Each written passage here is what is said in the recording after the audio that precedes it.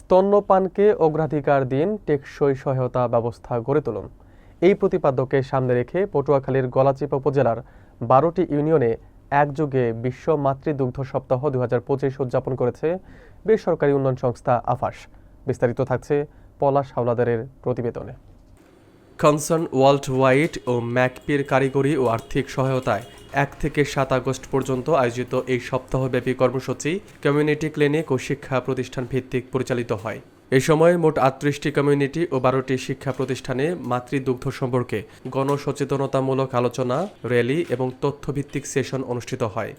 নবজাতকের সঠিক পুষ্টি, রোগ প্রতিরোধ এবং মানসিক বিকাশে মায়ের দুধের গুরুত্ব তুলে ধরা হয়। কর্মসূচির অংশ হিসেবে ডামি সেশনের মাধ্যমে মাতাদের দুগ্ধপান করানোর সঠিক কৌশল হাতে কলমে দেখানো হয়।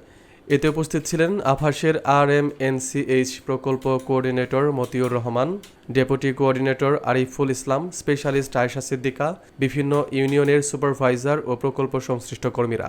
স্থানীয়ভাবে ব্যাপক অংশগ্রহণের মাধ্যমে আয়োজনটি একটি সচেতনতা বৃদ্ধির কার্যকর উদ্যোগ হিসেবে বিবেচিত হয়েছে।